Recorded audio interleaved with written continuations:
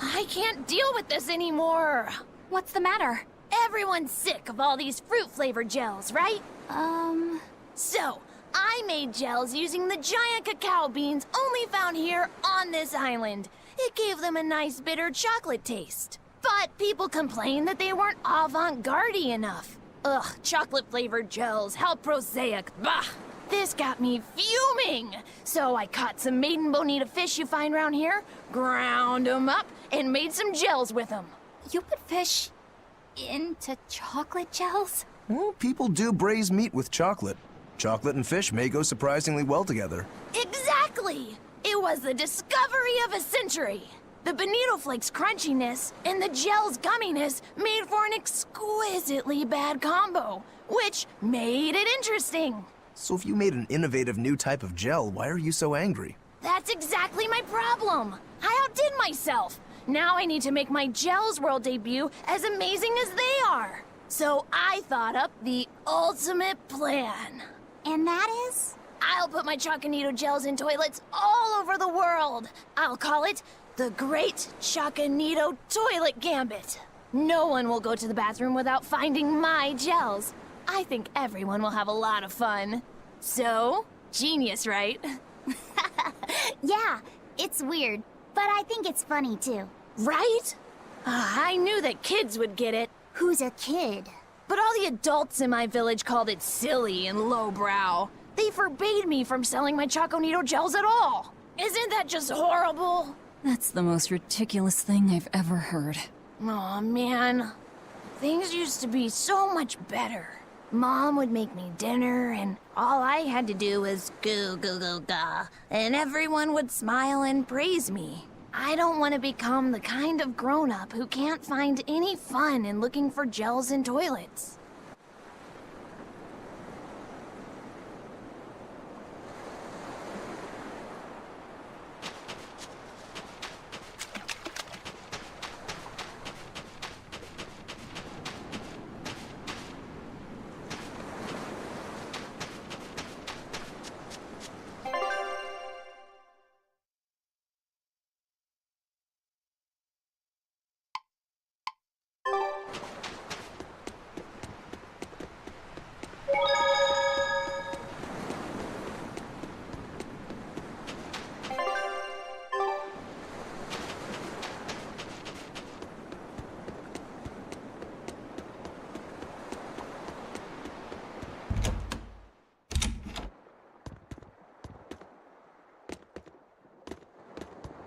We could use a place to stay.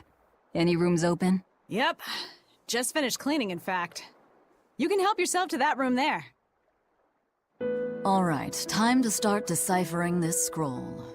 Let's wait somewhere outside so Grim can concentrate. Do you think maybe I could stay and watch? I really do want to study the ancient tongue. I promise I'll be quiet and not get in your way, teacher. What did you just say, child? That I'd be quiet and... No, what did you call me? Teacher? You said you didn't want to be called ma'am, so I thought maybe that'd work. Yes, satisfactory. Alright, I'll teach you how to read Ancient Avarost. Thank you so much, teacher! We'll leave you two alone then. Let us know if anything comes up.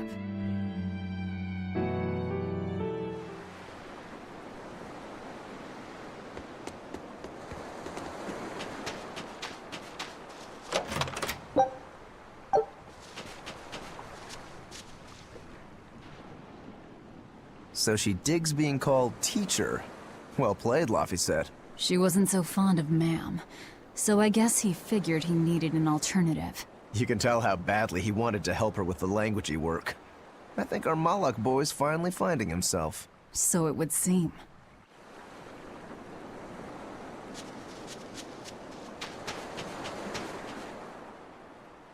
What connection do you think there is between the violent demon Teresa mentioned and this village? Couldn't tell you. Could there have been a demon blight breakout here? This village doesn't look like it's been attacked, but... Whatever it is. If it keeps the Abbey's eyes off us for once, that's good enough for me. You really will use anything and everything toward your own aims, won't you? Yep, and that includes you, as I'm sure you've noticed.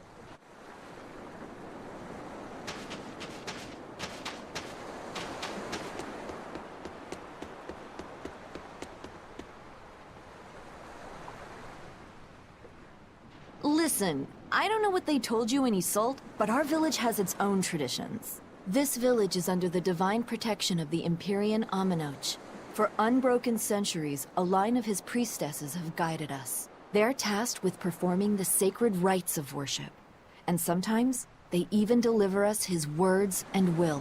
And there's still a priestess today? Of course. And her daughter is training to become our next priestess. Although, I sometimes feel they push themselves too hard.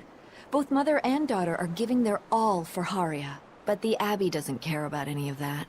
And they stole our temple from us. By force? An exorcist named Teresa came and heard us out. But from the very beginning, she always intended on taking our temple. Her words may have been kind, but that doesn't change the fact that she demanded that we worship her god, Innominat. In all the years we've worshipped Aminoch, not once did we ever try to force others to adopt our beliefs. Why haven't I seen this priestess she's talking about?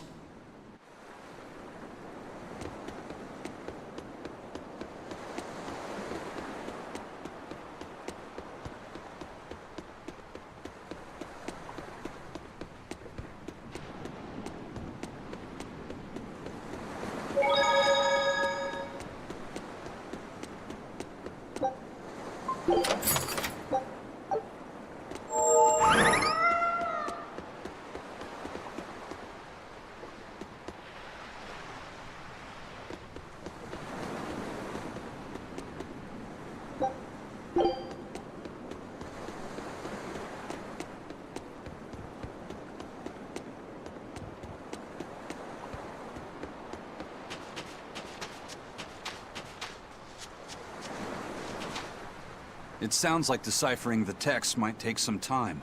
We should be prepared to wait it out here a while. Hopefully it'll all be worth it in the end.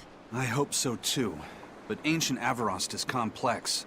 It's not just a matter of knowing the grammar and vocabulary. Oh?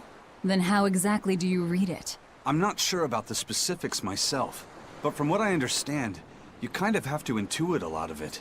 A language based on guesswork? Thanks, old dead people. You're officially the worst.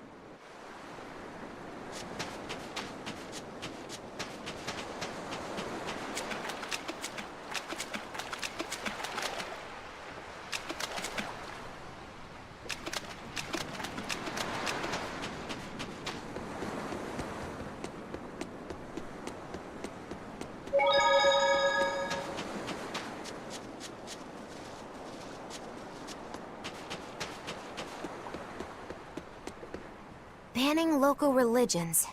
The Abbey sure knows how to oppress the populace. I'd imagine that comes part and parcel with spreading the good word.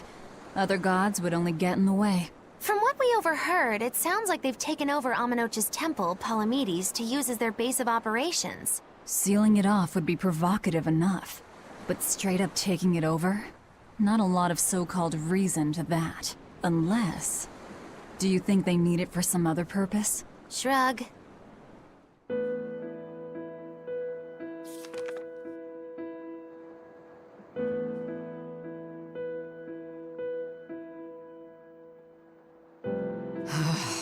Oh, ancient Avarost. You have the obstinacy of a spurned lover who refuses to move on. Even for you, teacher?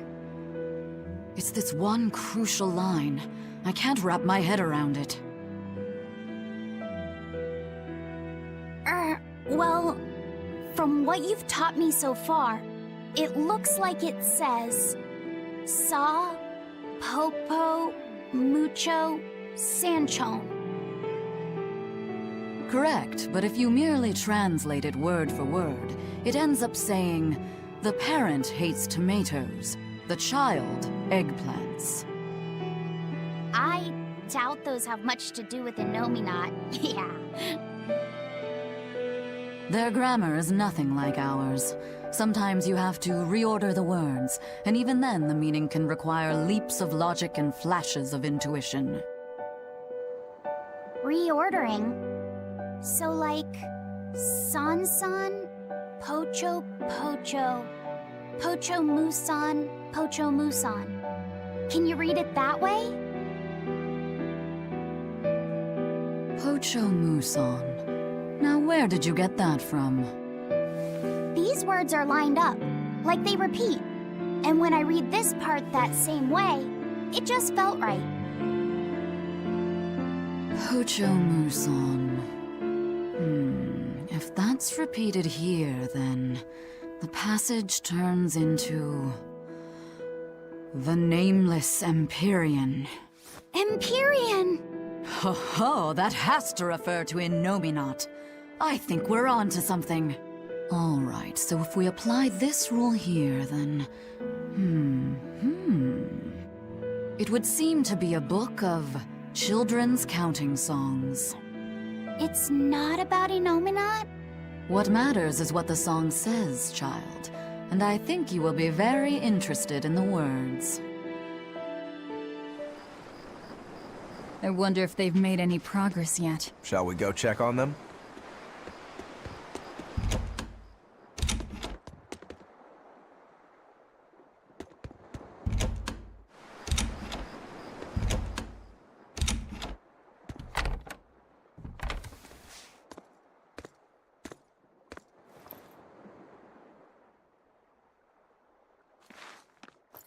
Well, any results?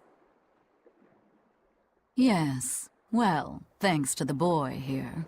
As it turns out, he has quite the knack for languages. Only because I've got the best teacher. Careful, honey tongue, you'll give this old girl ideas. Huh? Now, child, I'm sure they're curious about the song we unearthed. Why don't you read it aloud? Yes, teacher. Song? 8-headed is the lord of the land, with 7 mouths to devour malevolence.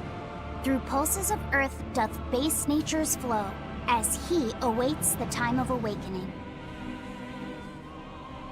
4 Empyreans may tear him asunder, but so long as there is one receptive to divine power, Therians shall be forever reborn, in sight of the full crimson moon. The Nameless Empyrean hath one heart. The Nameless Empyrean hath one body. Therians? Essentially, this ancient text you found is an annotated volume of drawings and songs pertaining to Innominat. Annotated? Then hurry up and just tell us what it means. I'm sorry. So far, we've only figured out how to read the song lyrics. All right. I take it we're still in for a good long wait before it's thoroughly decrypted. Likely so, but if we want to find out what the Abbey is up to, we need to know what's in this book, no matter how long it takes. What the Abbey's up to, is it? I think we can learn much, even from the lyrics alone. The drawings depict him with 8 heads. One of them belongs to his main body, but the other 7 are his mouths. Those mouths consume malevolence, sending it along earth pulses back to that main body so he can awaken. The 7 monsters fitting that description are called Therians. Right. Now as for this malevolence, I have no idea what that means. What about the second part? I haven't studied much ancient history, but it said this world was created by 4 Empyreans: Earth, Water, Wind, and Fire. But they also call Innominat an Empyrean. Perhaps a war broke out between Innominat and the other Empyreans that resulted in him being sealed away. But if there is someone to connect with this divine power, the Therians will keep spawning. And just like that, Innominat will be revived. If we assume that Shepherd Artorius fits that bill, and that he's trying to reawaken Innominat, everything lines up. Which means our job is to find these Therians and cut off Innominat's heads, so to speak. But where do we even start looking for them? Remember, the song states that the Therians in Innominat's body are connected through earth pulses. If their job is to feed Innominat, the most effective place to position them would be at the earth pulse points. Points? The places where the power of Earth pulses is concentrated. Places with that sigil. Hey, remember the barrier that was keeping this bug in the forest? Wait, are you trying to say that thing's a Therian? And yet, it would explain why the Abbey was keeping it locked up. And there was that same barrier at the villa, too. That's right. Do you suppose that was also a Therian? Does that mean the Therians all come in different forms? Should we go to Logres and check? We've just started deciphering the book. I'd hate to lose time on some fool's errand. I'd rather know at least a little more about what's in it before we make a move.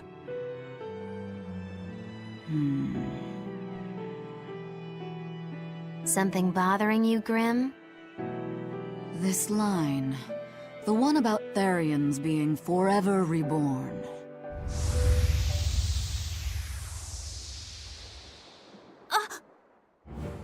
I just felt the same thing as I did in Warg Forest.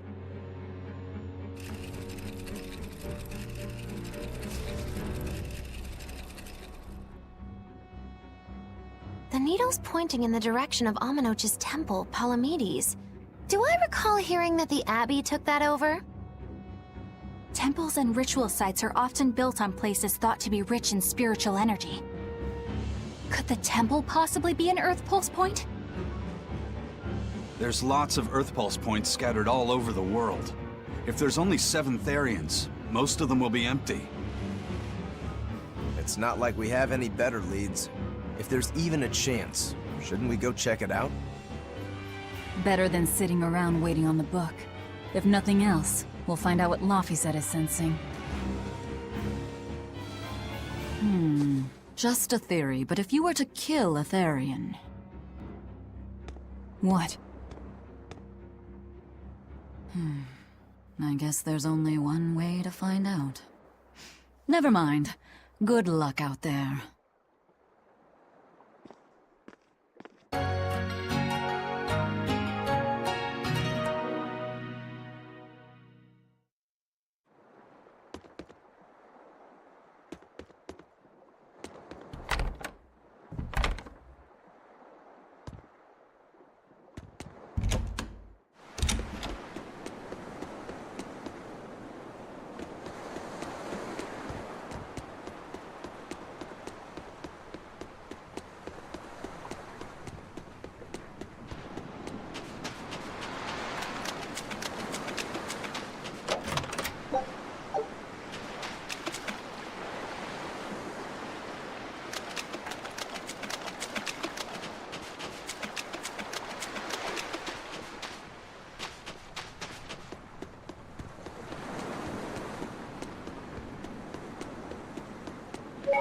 Do you plan on just giving up?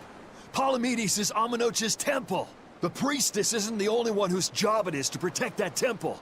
It's the duty of everyone born in this village. Why did the Abbey need Aminoch's temple badly enough to risk causing this much unrest? But how will we protect our village from the demons if the Abbey abandons us? Besides, we won't be able to do business with the people of Assault anymore. Our faith in Aminoch has nothing to do with the demons. When the priestess gets back, I'm going with her to protest. The demon blight changed everything. Will we never be able to return to the way things were? The way things were.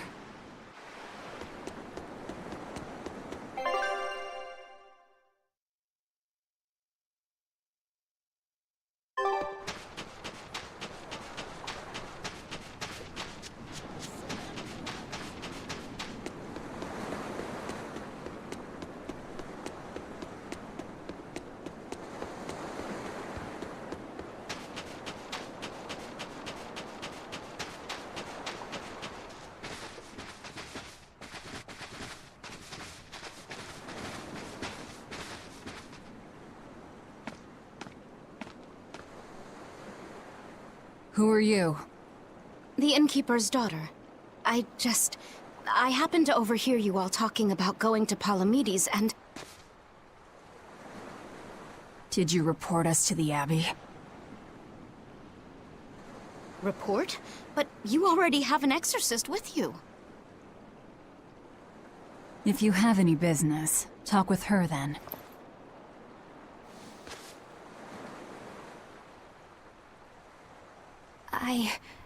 I'm Eleanor Hume, an exorcist with the Abbey. How might I be of service? I want you to look for someone. A mother and her child went to visit the Abbey grounds, but they haven't returned. They've both gone missing? Yes. The mother's name is Mahina. She's a priestess of Aminoch. And her little daughter's name is Kamoana. Hold on. If she's a priestess of Aminoch... Right. Ever since the Abbey booted her out from the temple, she's been regularly going back to make her objections heard. But one day, she never returned home. And now her daughter has disappeared too. I can only assume that she went to go look for her mother. And you believe they're being held at the temple? Oh no, ma'am. I just can't imagine Mahina would abandon her daughter like that. Kamoana is next in line to succeed her, so she's had a strict upbringing, but her mother truly loves her. Please forgive Mahina for her protests. I was just hoping you could use the Abbey's resources to track them down. I will do everything in my power to find them. Thank you. Thank you so much. Like Kamoana, I grew up with only my mother as family. I can't help but worry for them. Of course. Let's be off, Miss Exorcist.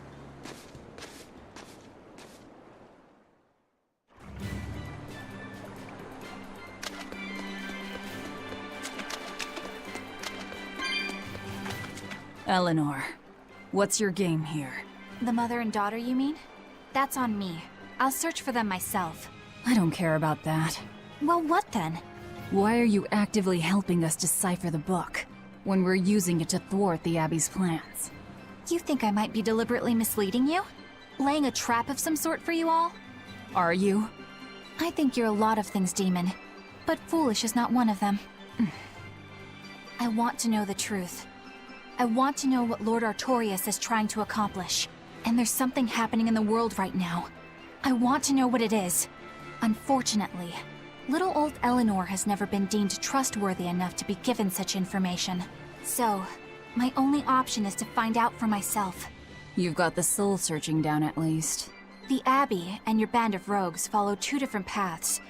But something tells me either will lead me to the same destination. And so you don't see any need to lie to us? Exactly. And what'll you do if those truths don't line up cleanly with what you believe? I'm not sure yet. As honest an answer as any. Either way, it looks like you'll be working with us for the near future. Yes, for now. Hey, could I ask you something? What is it? About the Therians. I've heard you call yourself a Therian before. Is there any particular insight you have about them? No, none. Artorias said I was one, that's all. And that doesn't bother you? Does it bother you? Nope, not at all. If you're not worried, then neither am I. I'm surrounded by freaks. But was that truly the reason Ceres chose me?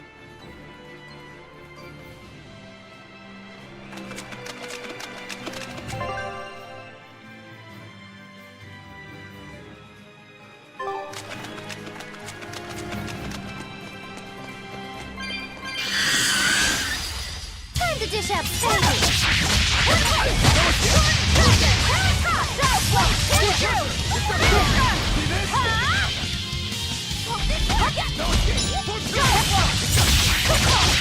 Better watch your stairs!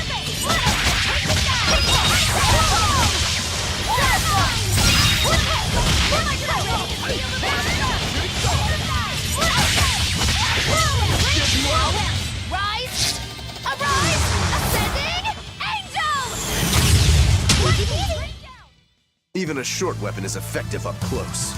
And training can help it get even closer. Mine gets as long as I want it to be.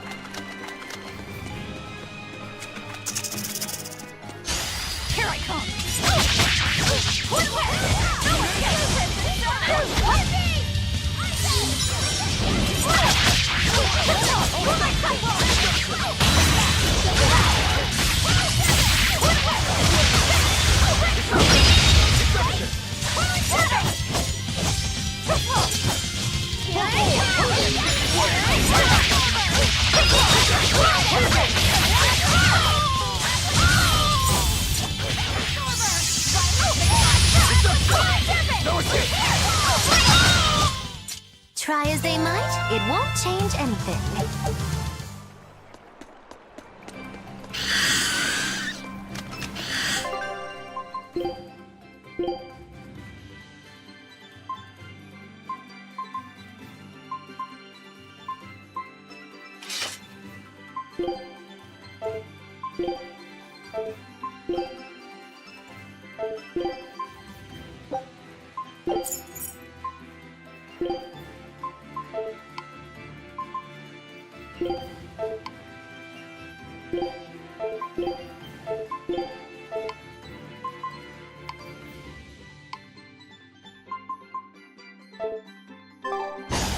Always be on guard. What in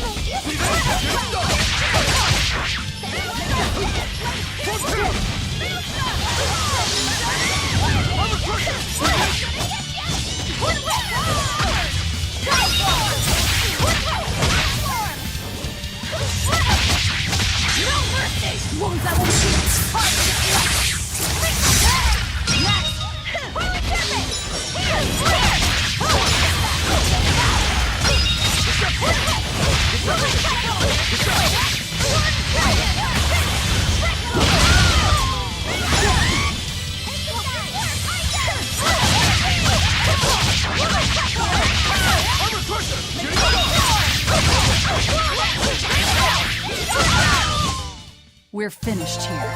Let's go.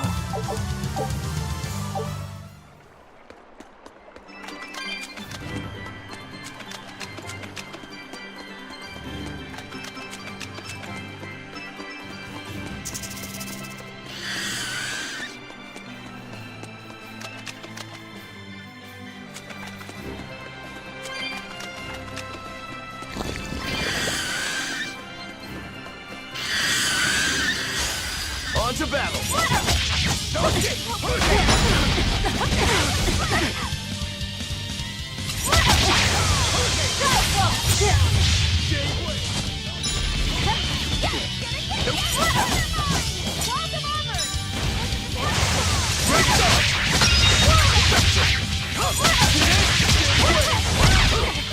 Killing flag! But I'm this close! I won't miss!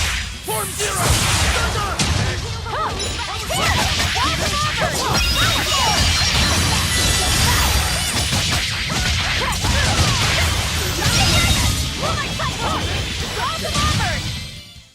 Victory is ours!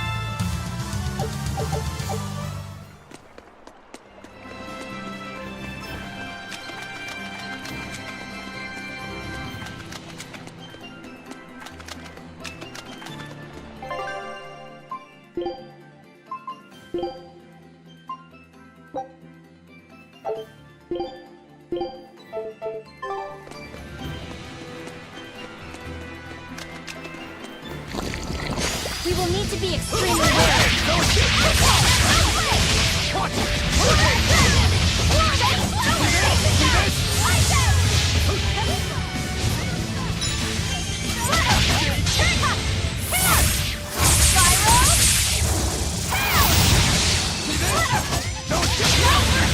Wounds that will shoot.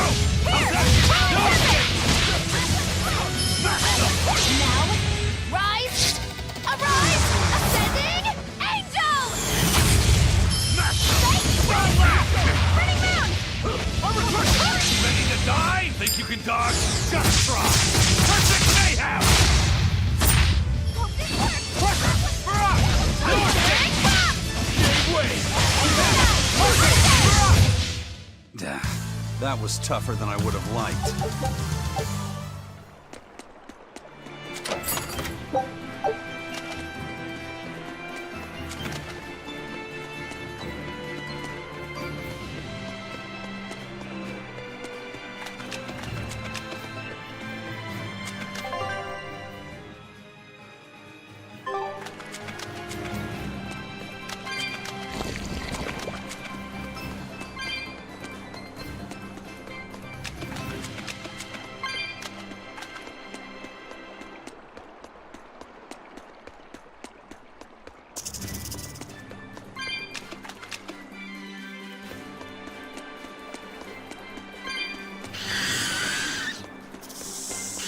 This rocky shore just keeps going.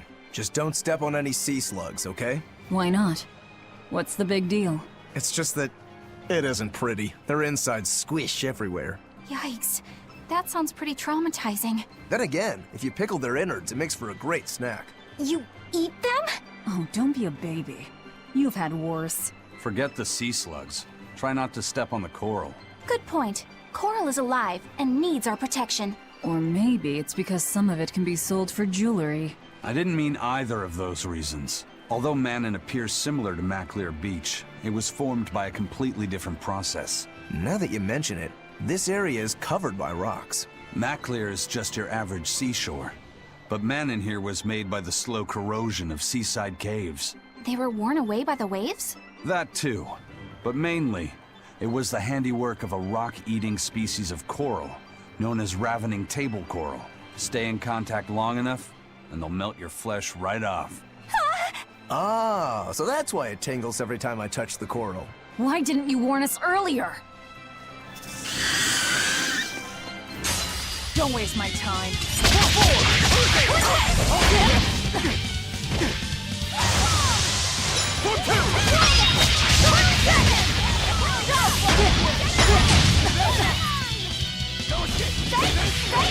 Killing flash! But I'm getting close. I won't miss! Form zero! Thunder!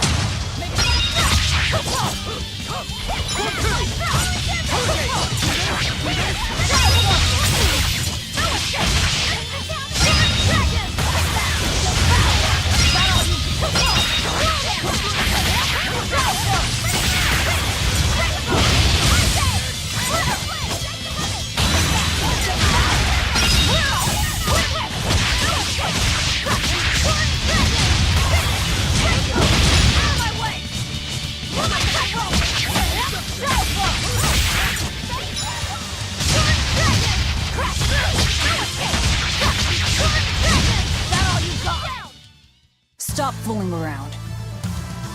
But I'm serious about my fooling around.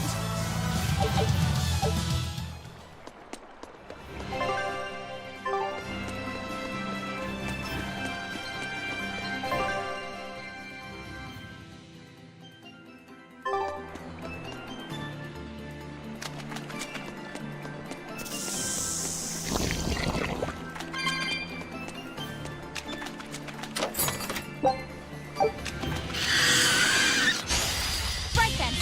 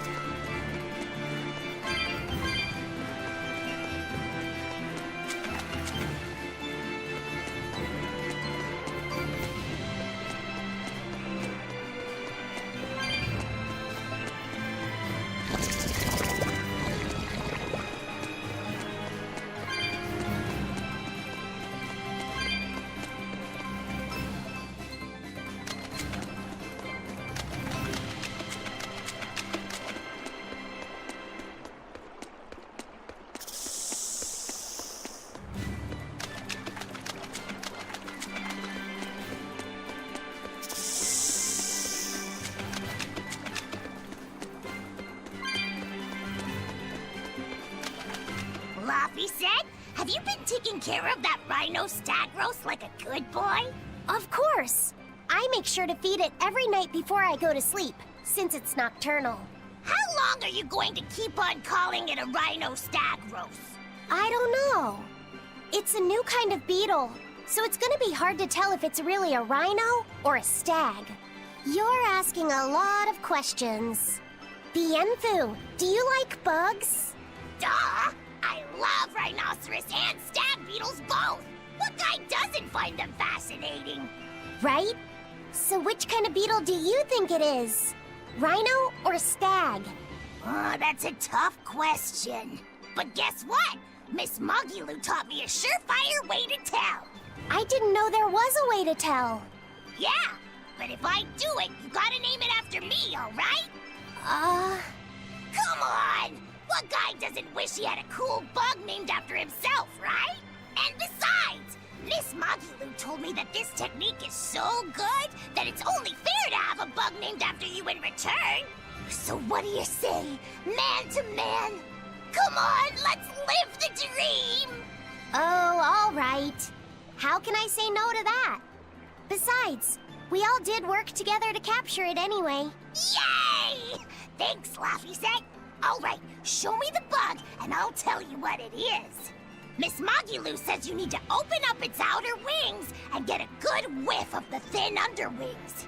I'm pretty sure I remember rhinoceros and stag beetles smelling really nasty under their wings.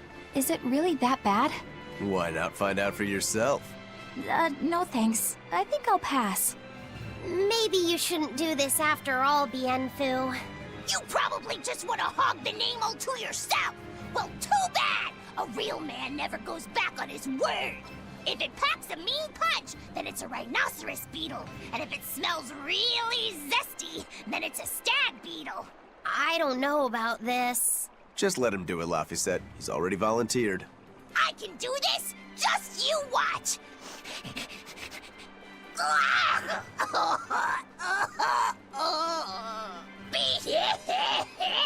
This smell is the most bad thing that ever bad it! Whoa! He fainted with his eyes still open! Hey! Wake up! Wake up, Bienfu! Miss Muggy, as soon as I smelled it, my nose literally exploded. He looks like he's having a bad dream.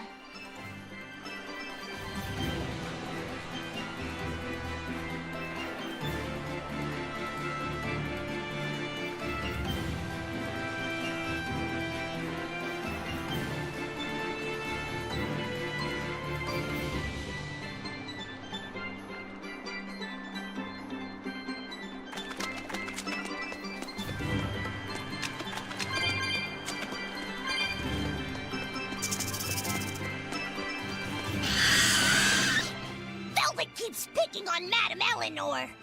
They're total opposites, so I know they're just gonna clash sometimes, but Velvet takes it too far! You really think they're totally opposite? If Madame Eleanor is a white lily, then Velvet is a black rose.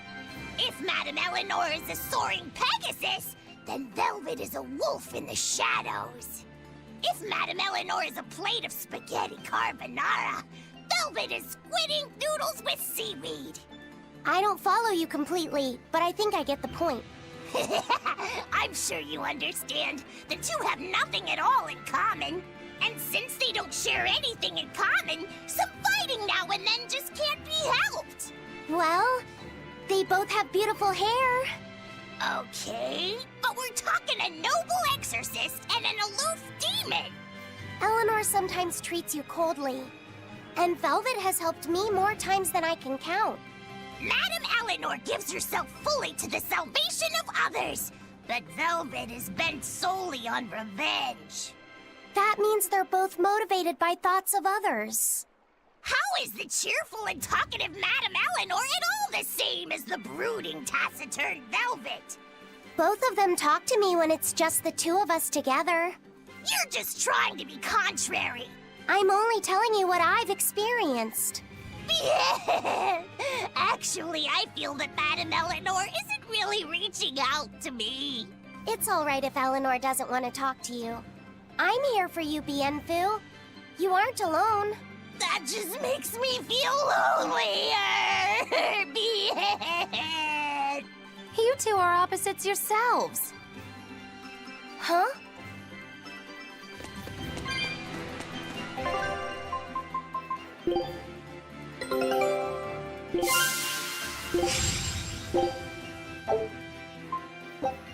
Scout ship settings. Don't get overcome.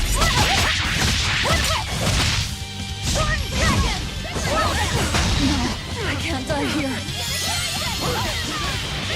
I'll finish this! Eat it! Pummel! Big wave! No escape! Sky's light beguile! Illusory veil! Sky's light beguile! Illusory veil! Eat it! You're wide open!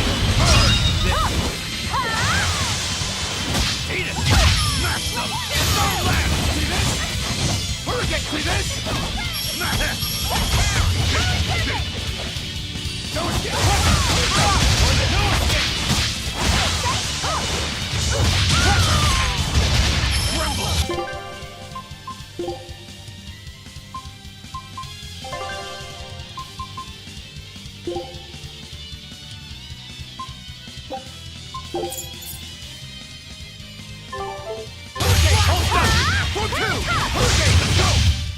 Come on, put up some fight.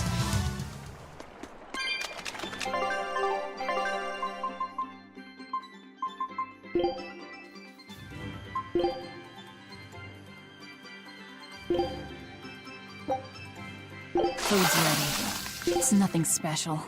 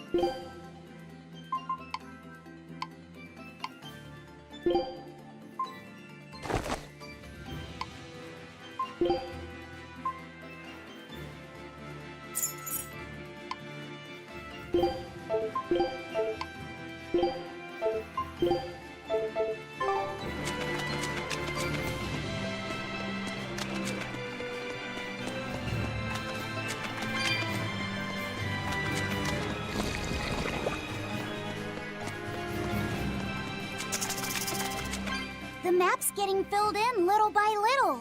There's still a long way to go. It's a big world out there. Yeah, that's true. And a lot can happen on the waves. The far seas are unexplored territory for a reason. I'd imagine so. The seasons and the weather can change the sea completely. Oh. Do I sense a budding interest in the sea? Think you're feeling less apathetic about it now? I wouldn't say that. I was just reminded of something someone once said to me. Don't get careless!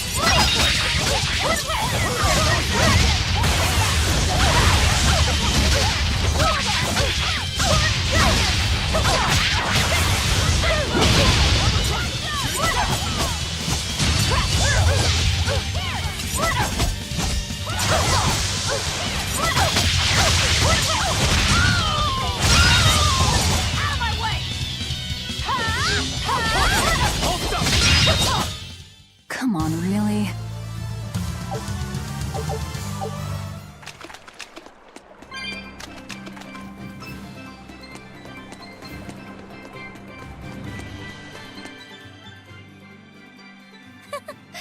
I spy with my little eyes a kiddo who's spying at my bewitching waist. Oh, sorry. I just couldn't help it. What are those books anyway?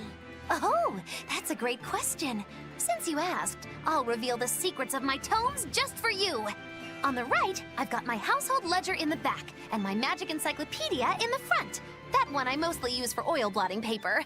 What's oil blotting paper? It's a girl thing. The two on the left are my heavy book, which I use for flower pressings, and then my super pop-up book. A super pop-up book? When you open it, it pops out with the force of a raging river! When an enemy has me cornered, I can just open it up facing a nearby wall and pop! Instant getaway! The only downside is that it's a real pain to try to get closed again, so I haven't used it in years. What about the book right in front? That's actually layer cake. Whoa, really? Seared into its batter are precious bits of knowledge. Eating it is just as good for your brain as it is for your stomach. Wow! I had no idea that was possible. He's taking this so seriously, I almost feel bad. All of your books are so interesting, Magilu. That's really cool. There's no end to your curiosity, is there? What do you say? Want to take a closer look? Boy, would I. If you really do, then say, Magilu, I want to get to know you better. Magilu, I want to get to know you better. All right, I accept. I'll reveal to you my most private secrets. Wow, so that's what's on the other side of these books. I wouldn't have ever guessed that. What the? What are you doing with Laphicet? He said he wanted to see, so I'm showing him. You have no right to stand in the way of his desires. It's my job to protect him as his vessel, especially from someone so wicked as yourself. Also, what you're doing runs contrary to public decency. Witches aren't supposed to be decent. These bindings with the locks on them. This style used to be really popular during the Meliodas dynasty. Now that I know you're such a bad influence for him, I'll be keeping a closer eye on you. If you can't learn to take it easy, nobody's ever gonna want to marry you, you know. Like you're a shining example of marriage material yourself. Hey, Magilu, could you turn them over one more time? I want to see how the book's attached to your belt. Yeah, sure.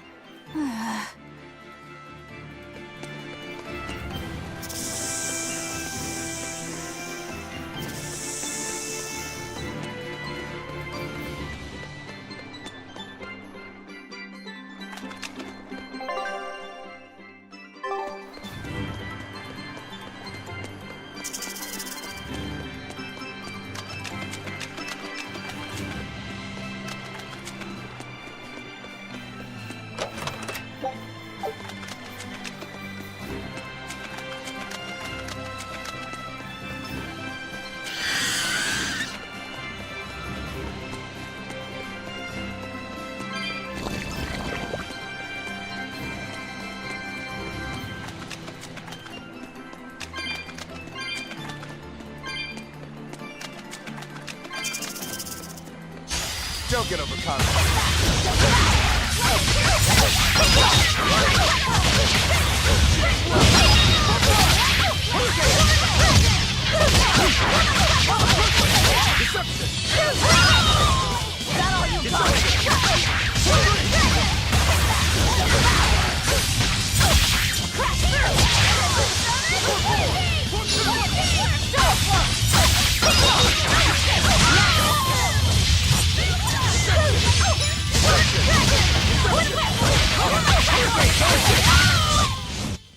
You really do have a peculiar air about you.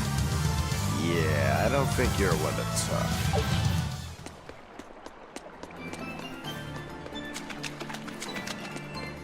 Hey, Magilu, I was wondering about that book you have on your waist. The one you called your heavy book, for flower pressings. Your curiosity truly knows no bounds, does it, kiddo? Okay, nobody else knows this, but since you're so interested, I'd hate to leave you hanging. My heavy book, the one I use for flower pressings, is none other than a collection of Bienfu's poetry. Bienfu likes to write poems? Yep. You'd never guess it, but he's actually just about the best Moloch poet around. Some people even call him the Great Norman Poet. Here, I'll read you my favorite one. If there is something unimportant happening to the east, I'm made to go there and back. If there is something unimportant happening to the west, I'm made to go there and back. I can never rest nor be at peace. Every day my life is a living hell. That's heavy stuff. Isn't it? That's what makes it so good for pressing flowers. It's so wonderfully oppressively heavy. Muggy Lou, your face has gone all sinister looking.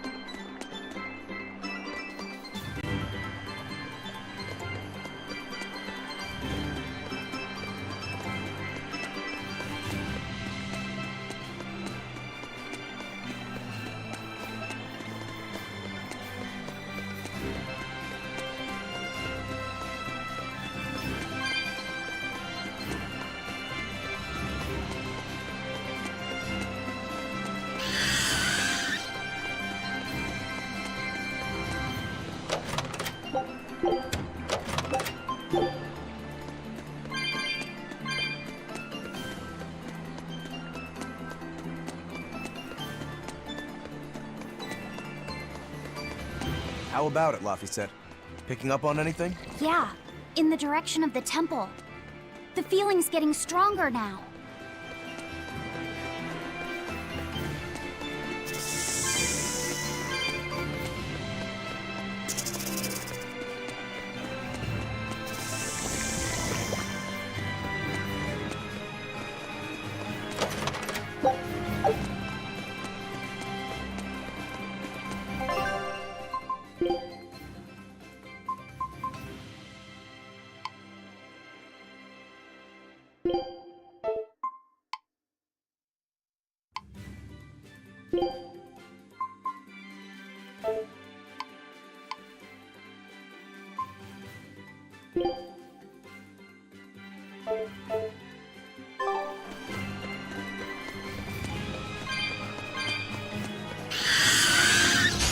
Don't get careless!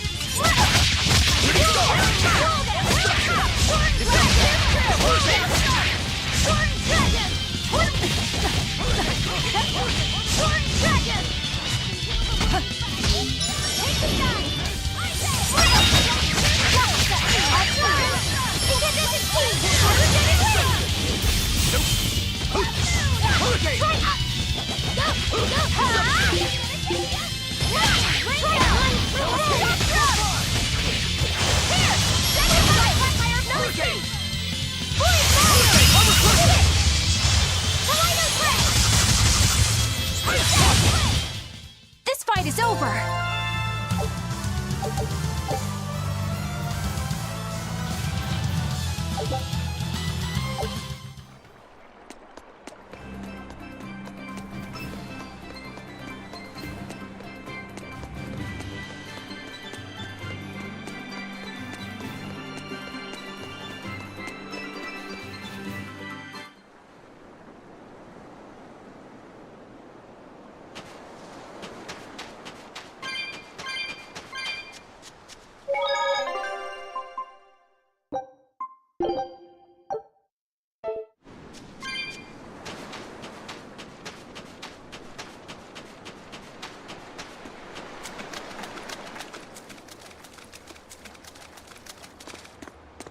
What's this?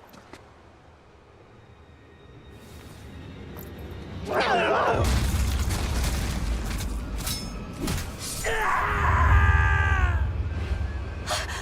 demon! The demon we heard about? Sounds like it's having fun. Then we'll use this distraction.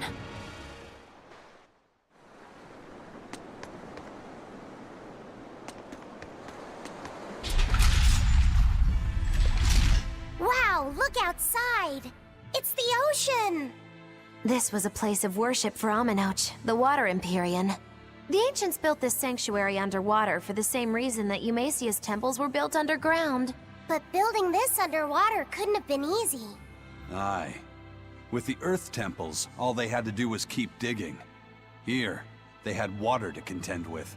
How did they do it? You can't split the sea like you can a log. They started by stacking giant stone blocks in the shallows, creating an enclosed space. Then they drained the water and expanded the enclosure. Once they had done that enough times and secured enough dry space, they were able to dig into the sea floor. It's mind-boggling, isn't it? The humans believed that by going through such great hardships to build these temples, they could show the depth of their devotion. Additionally, current research suggests the site of this temple once sat on the seacoast. What? Are you saying I'm wrong? No, I'm only reporting what I've read in academic journals. How would coastal ruins sink into the ocean? When the Empyreans began their slumber, the land shifted, and this temple was swallowed by the sea. Scholars were able to prove that the sand and the heavy stones formed an airtight seal around the structure. Later, people carved an undersea tunnel to connect to the temple, bringing it to its current state. Now that you mention it, I think I read that book too. Revised Theories on Ancient Architecture, right? That's the one. Have you read it, Eisen? No, I only read the first edition. The problem with the stone enclosure theory is that each time you expand the enclosure, the innermost stones have to be carried out. Once that was pointed out as being too inefficient, alternate theories were developed. The revised edition has a number of competing theories. I highly recommend reading it. I will then.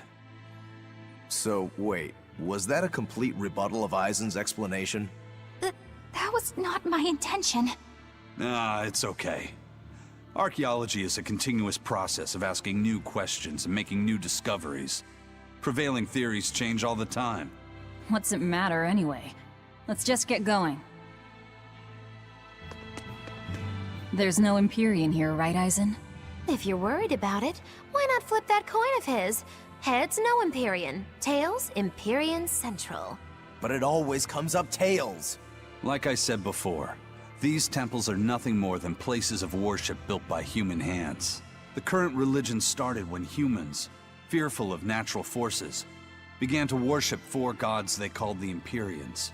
If you're concerned about whether or not one is sleeping in these ruins, just remember that their very existence is only legend. Be that as it may, Innominat certainly exists. Aye. But I've never heard a single story of anyone actually seeing an Empyrean. Innominat must be a special case, then. Must be. I suppose so. If there were 4 more like him, and they were all trying to stop us, we'd be sunk. I can't disagree.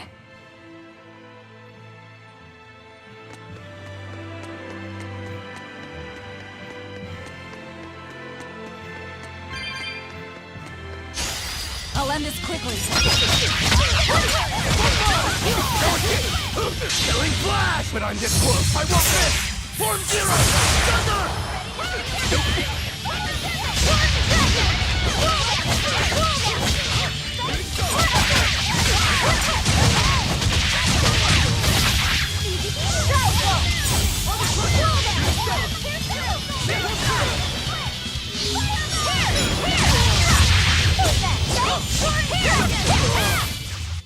Victory is ours!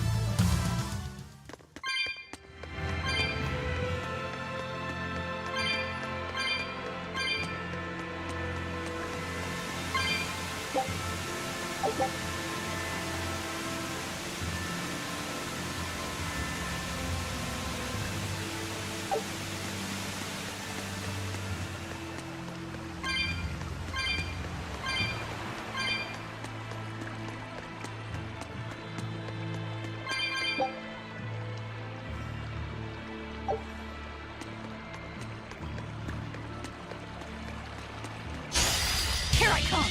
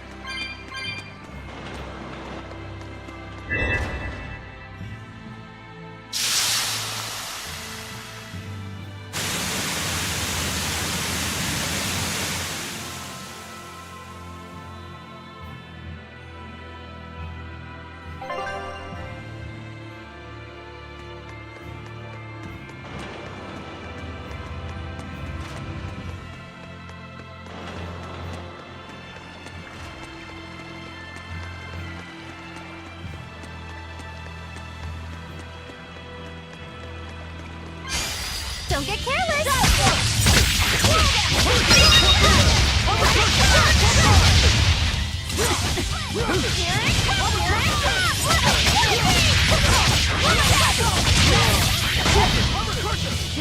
Killing flash! But I'm this close, I won't miss! Form zero!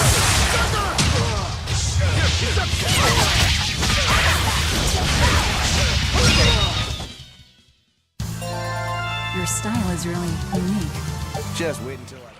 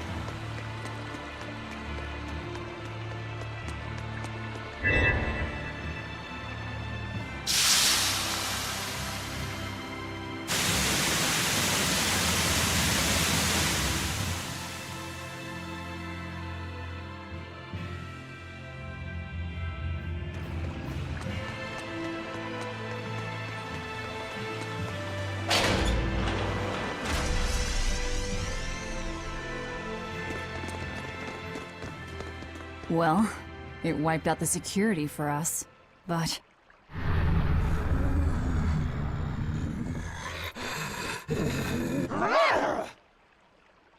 Well, look at that. Wolfie's got the crest of Aminoch. The same pendant worn by priestesses.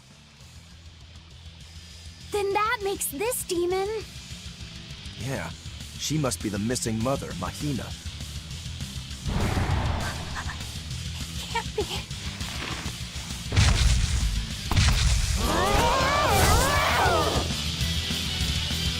Don't just stand there. It's gonna eat you.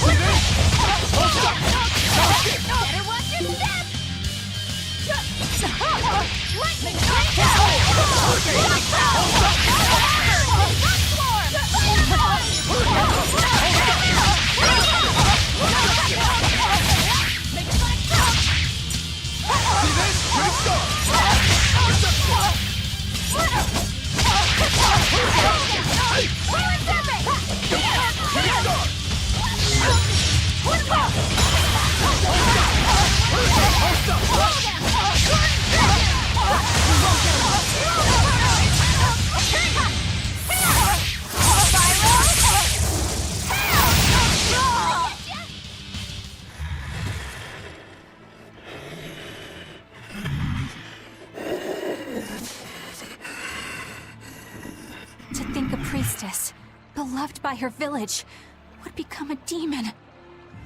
Eleanor? She's never going to be the same again. This is the least I can do for her. So says reason. Huh? That feeling!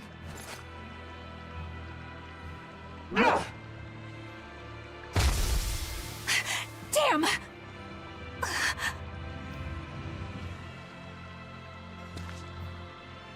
Let the demon be.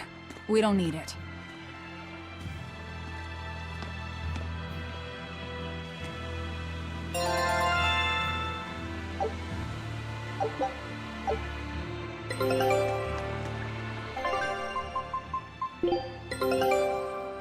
This recipe looks real... Scout ship setting.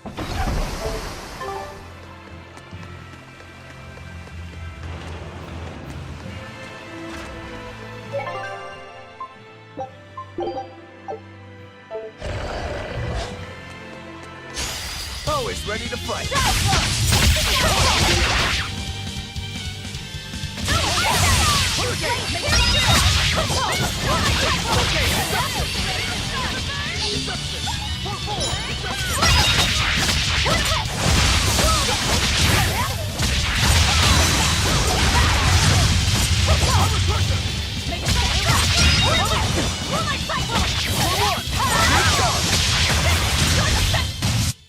Yes, I know. I'm incredible.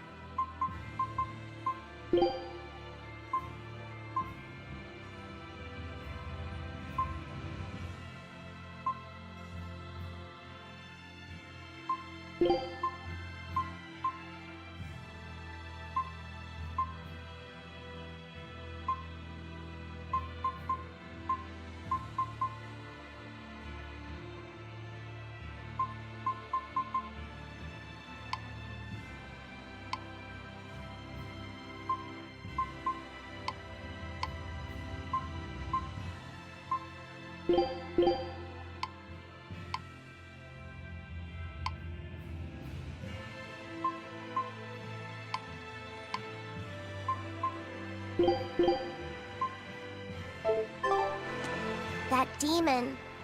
I guess she caught demon blight when she was looking for her daughter. Yeah, that's what the girl at the inn said. But even after turning into a demon, she's still searching for her daughter. Well, Rokuro, Kurogane, and Dial all remember what they wanted when they were human, right? Demon or not, she's a mother. It's no surprise she would still be protective of her child. It could be that. Or it could be something else. Well, I hope that's what it is. I know that must be how she felt as a human. But demons don't have a sense of motherhood or any such thing. You saw how violent she was. She's not Mahina anymore. When she became a demon, she lost all capacity for empathy and love. It's heartbreaking, but it's the truth. Velvet and Rokuro still have empathy. One demon left unchecked could take 100 lives. And this one's even willing to attack exorcists. Demons can wipe out entire villages, even cities, just as they destroyed my village. Thus, my path is clear. Eleanor is right. There's no turning back once you've changed. Perhaps it would be a mercy to grant her peace through death.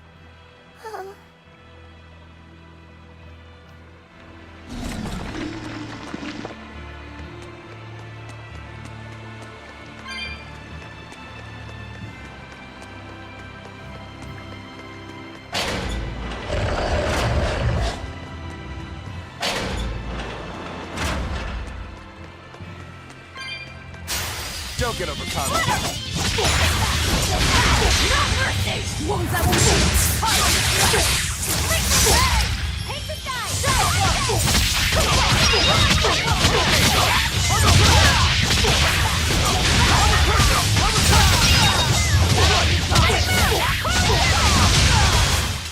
Come on, put up some fight, okay?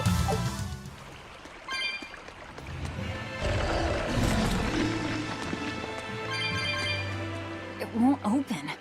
Is there some sort of trick to it? Well, you could always try busting through it, but I wouldn't. Who knows what sort of traps you might trigger? I know.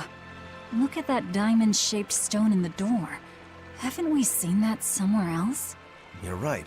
It was on the pedestal with that chalice. That huge thing? You must have some sharp eyes there. I was more interested in what was inside that chalice. So, what? That chalice is the key? Somehow I doubt it'll be that simple. Some stones are colored, and some aren't. It must hold some kind of significance. I think you're right.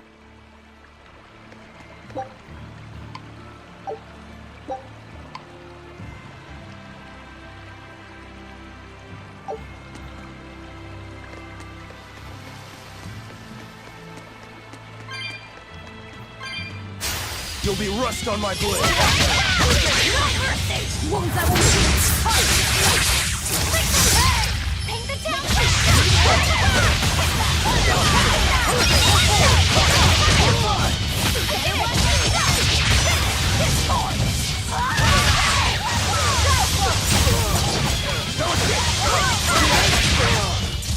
Well, that about does it.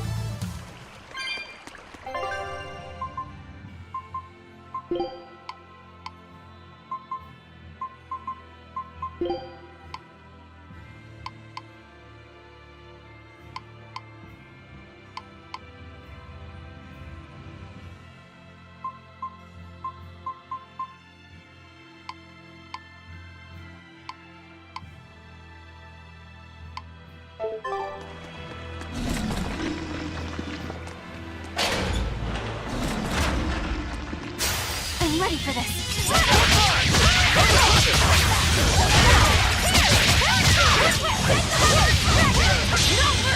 No mercy!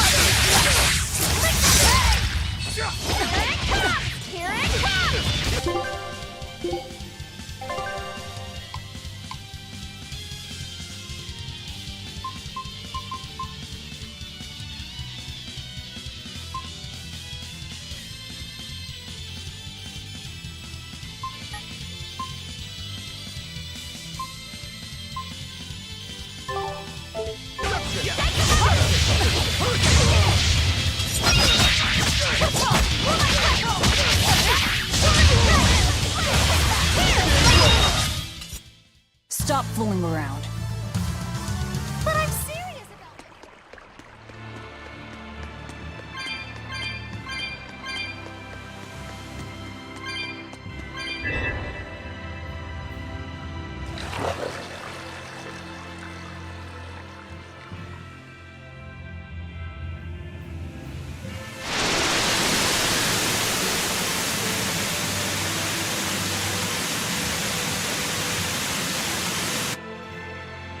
Whoa! A water bridge!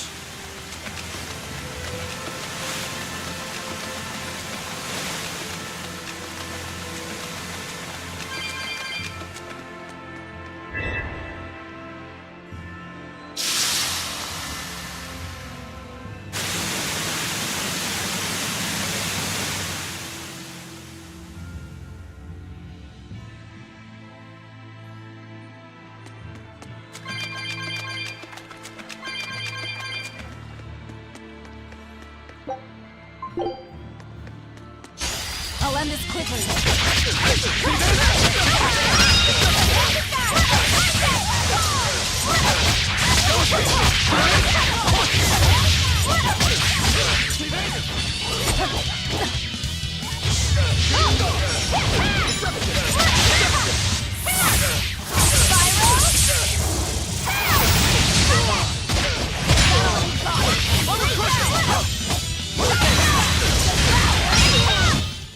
I'll cut down anyone in...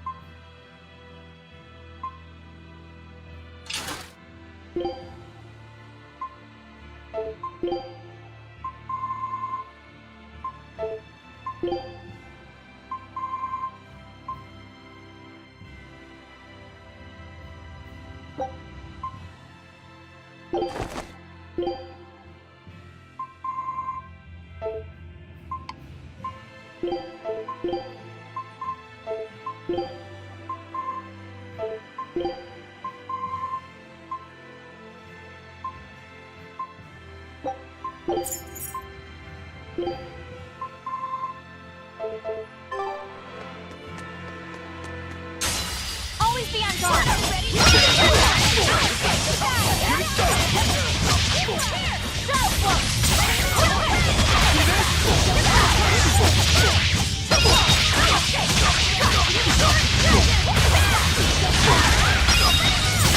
No mercy! You thought I'd stop there?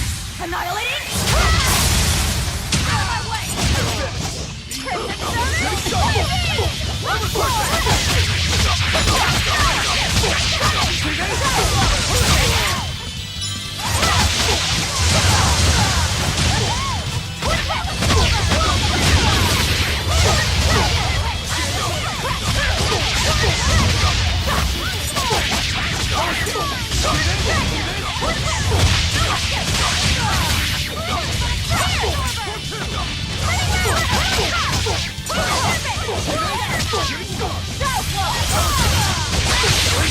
But I'm this close, I won't miss!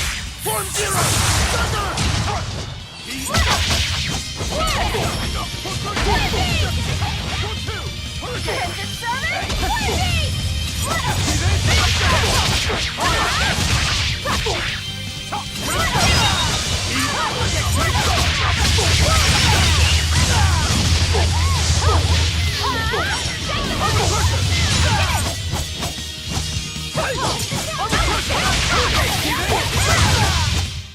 Come on, put up some fight, okay?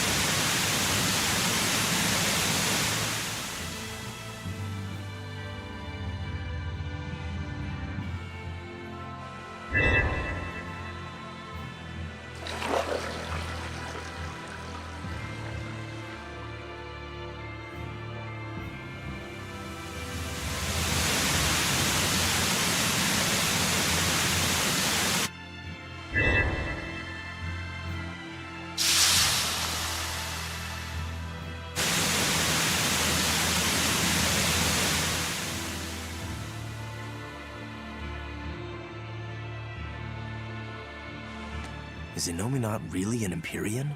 What makes you ask that all of a sudden? Well, according to the song Grimm deciphered, Innominat is an 8-headed dragon, right?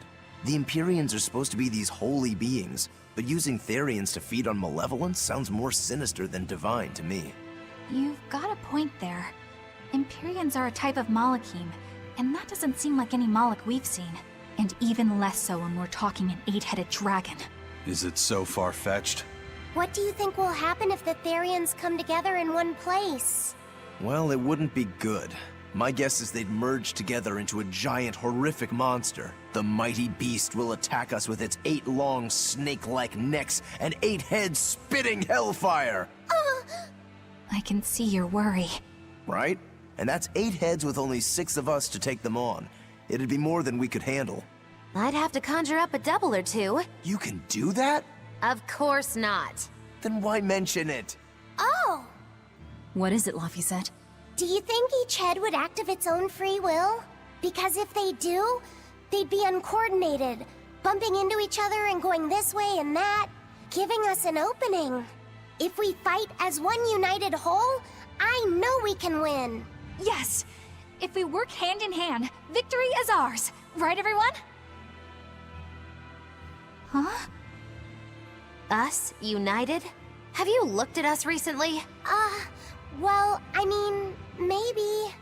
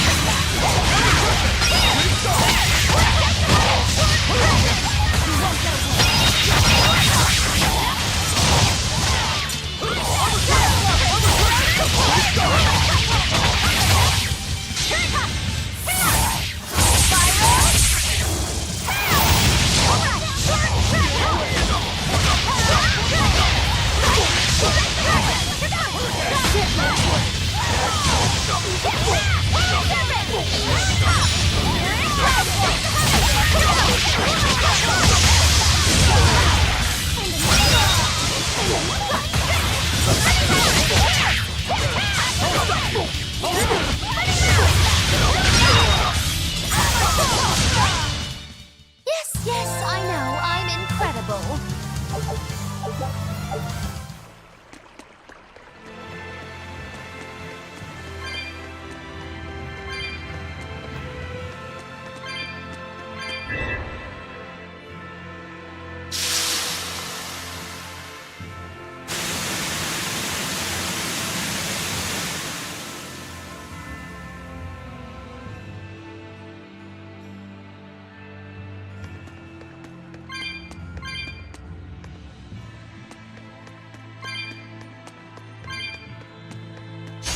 You better be ready.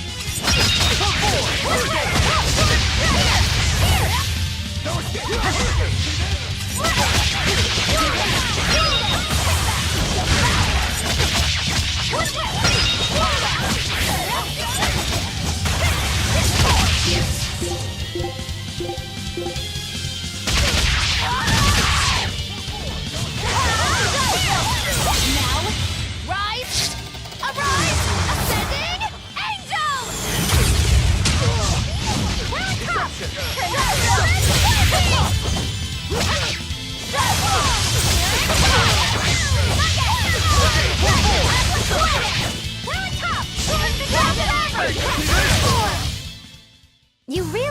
have a peculiar air about you.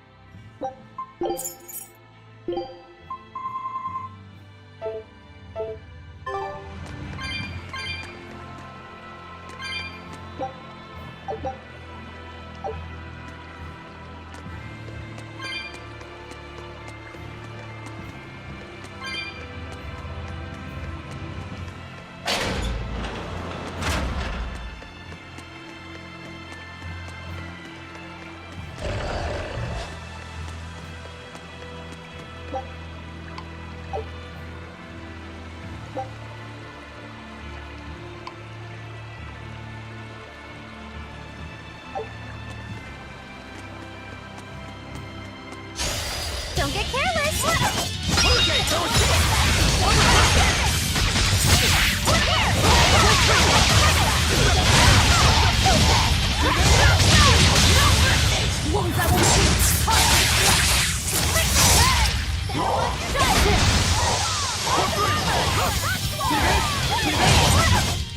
Well then, let's move on.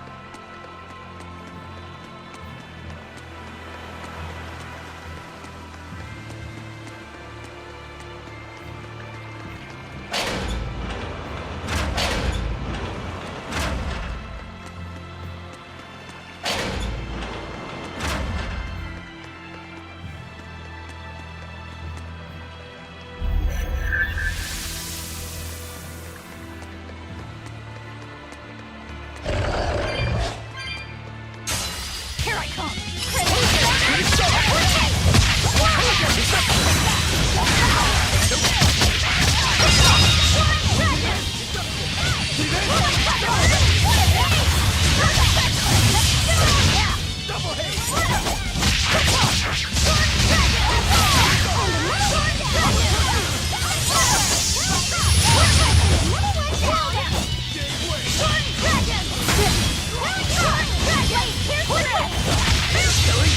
But I'm this close. I won't miss.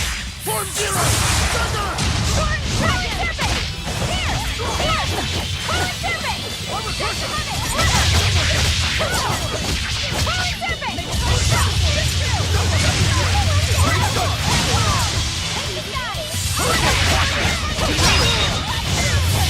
Hold up.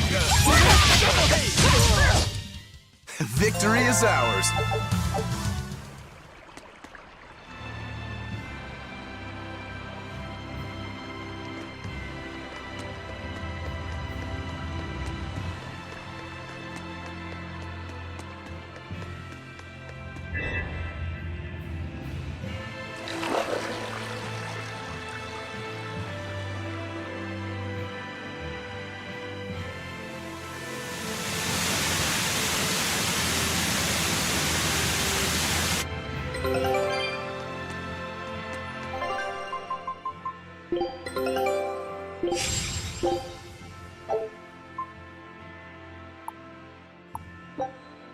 Scout ships.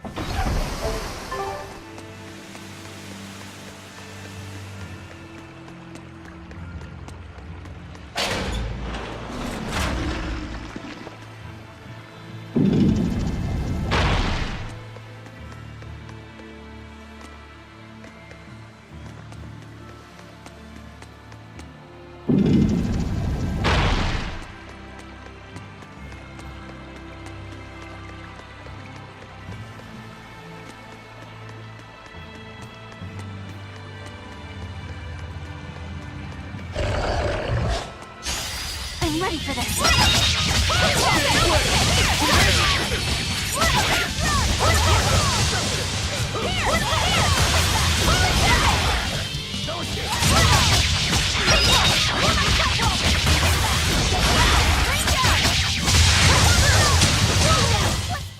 Try as they might, it won't change anything.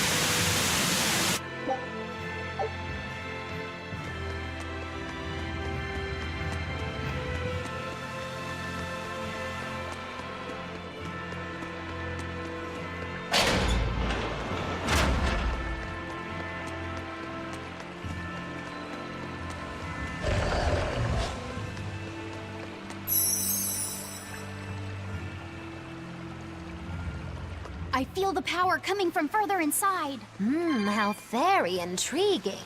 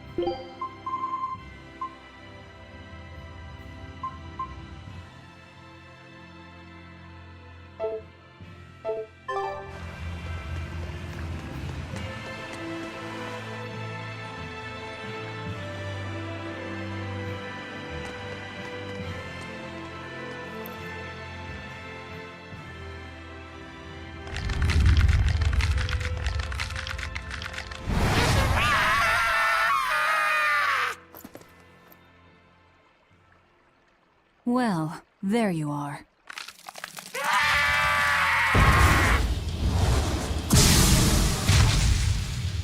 That barrier again! Looks like we were right.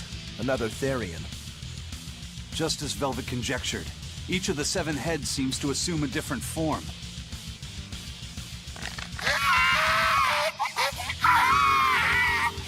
The sensation! It was here! Oh, look at that. I guess your hunch panned out too, kiddo. This is just how I felt in Lord Forest. That must have been an Earth Pulse point back there, too. Well, what are we going to do with this one? Can we get it to shrink like that bug of yours? I don't care whether it lives or dies. As long as we defeat it and take out one of Innominat's heads, that's all that matters.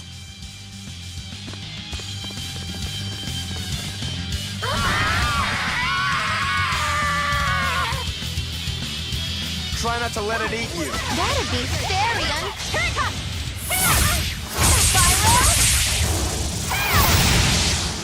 No escape! No escape!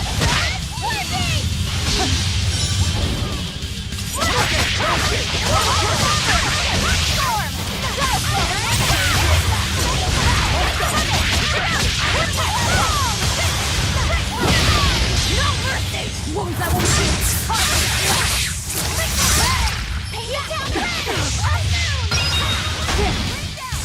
I'll fix it! Feel the burn! Ready to die? Think you can dodge? Just try! Perfect mayhem! Bubble! The wide open! Forward! Eat it! No escape! Tremble! Double hit!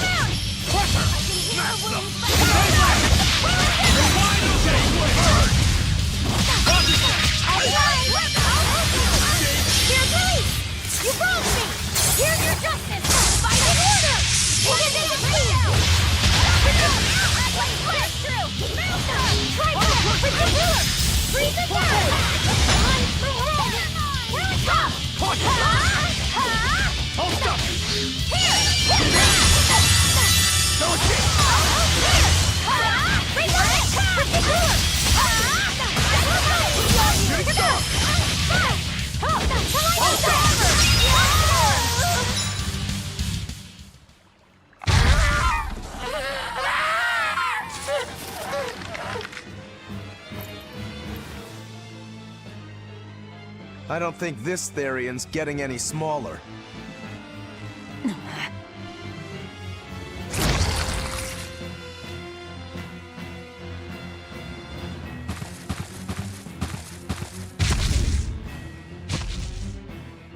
The demon again!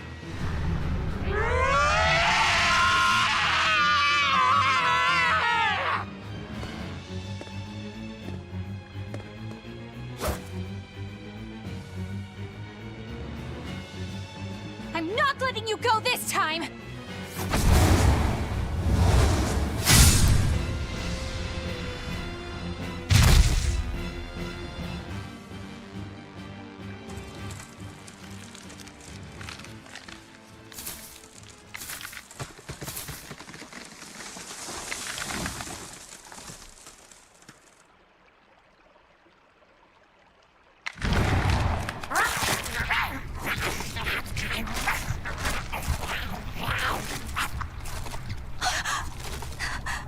Is that Therian? eating the demon?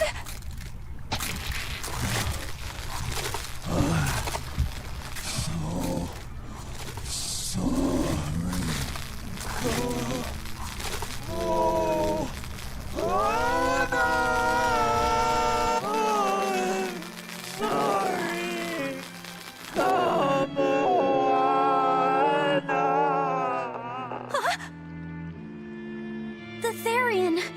It ate her! Malevolence must refer to demons then. Feeding on demons. I know what that's like.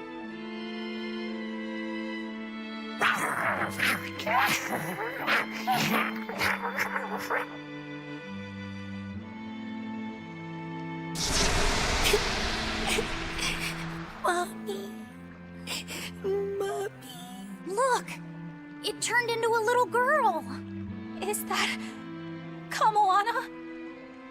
Mommy, why? Why did you leave me all alone? Did I do something wrong? Was I too weak? I'm sorry, Mommy. I'm sorry. No, this can't be happening. I tried so hard to be strong for you, Mommy. The man from the Abbey made me strong. So please, Mommy, please come back. The Abbey made her strong? By turning her into a Therian? Jeez, those Abbey jokers really get off on this sacrifice stuff, don't they? I can't believe it. That woman, she was trying to save her own daughter. Mommy! Mommy! I miss you. Mommy! Dying, unable to save her daughter, all she could do was offer herself to feed her hungry child. No, this is my fault. So, should we bring her with us? Someone like her will only slow us down.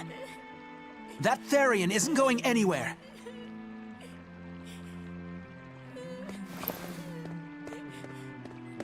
Oscar, what is the Abbey doing? Please tell me, I have to know. Eleanor, the less you know, the better. I must know. I killed her mother, and then the poor girl, she... Ah, so she must have devoured the demon. But don't let that trouble you. The demon was a necessary sacrifice to bring an end to this world's pain and suffering. It wasn't just some demon! She was a mother!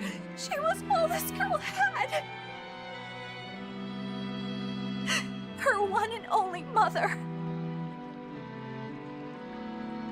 Be that as it may, those who possess strong wings must...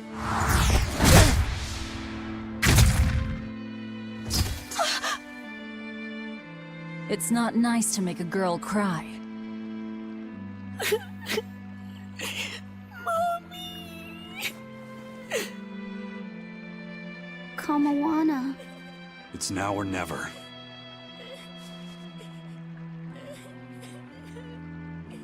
Out of the way, Laphicet. Wait! Have you no compassion? This isn't up for discussion. I thought you just wanted to weaken Innominat! You can sever the link! You don't have to kill her! Velvet!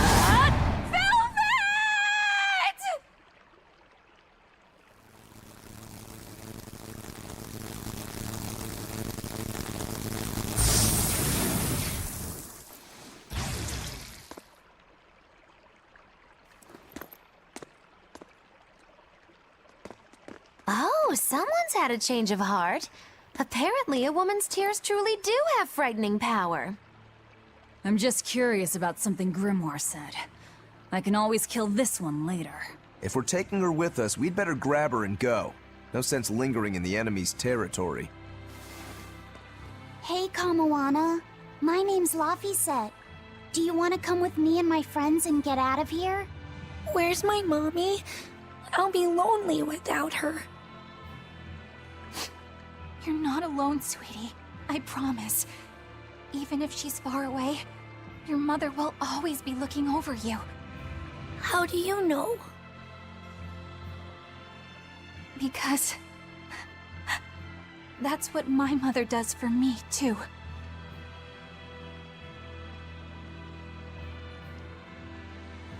Let's go, Kamawana. Okay.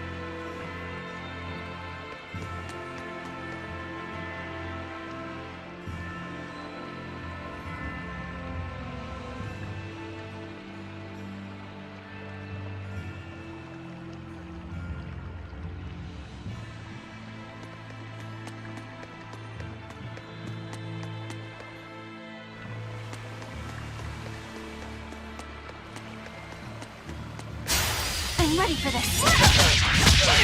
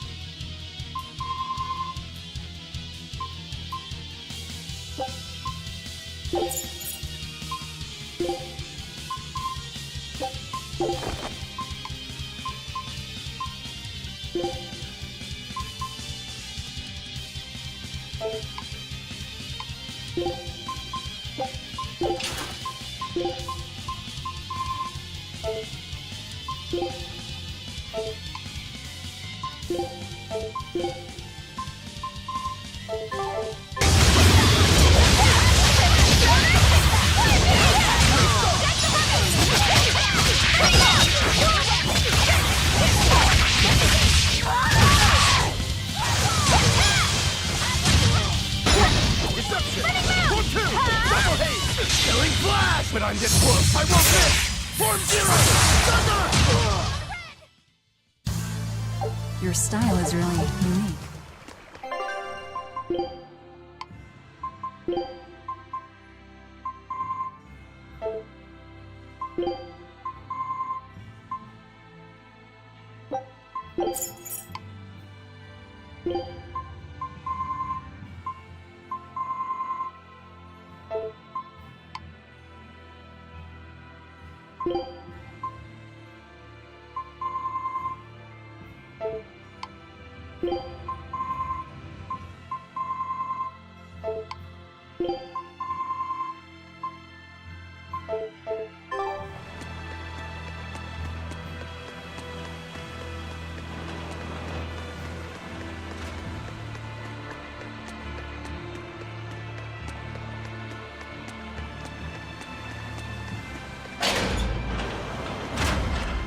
Not good.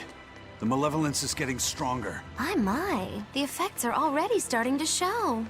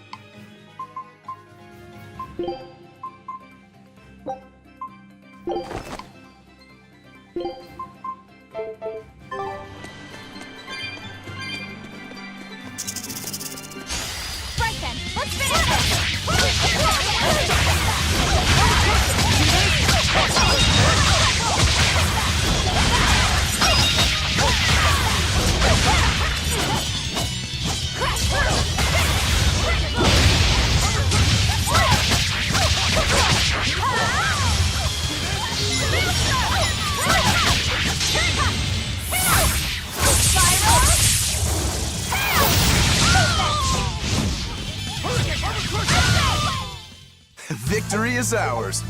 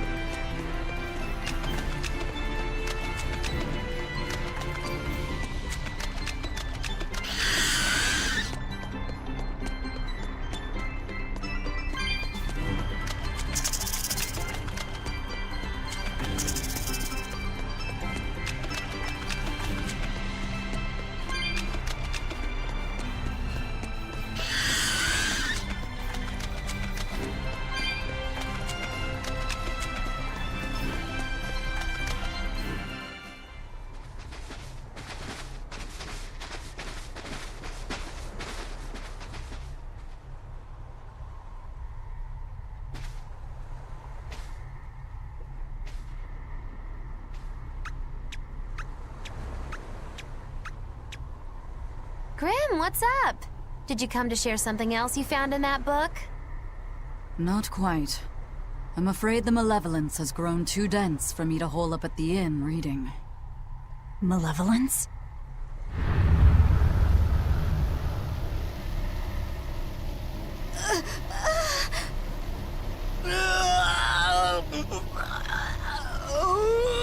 The hell? What's that coming out of their bodies? Malevolence. They're all hitting their limits.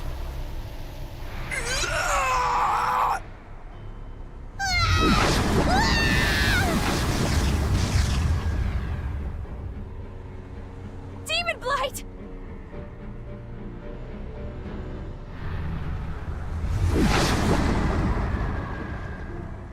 Even the inn girl!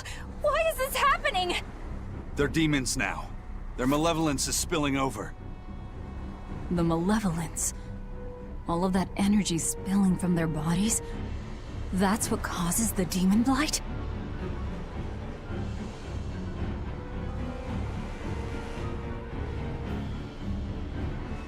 Do you know what Demon Blight really is? What demons are?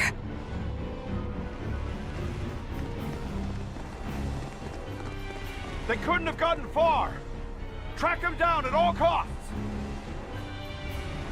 We'll talk later.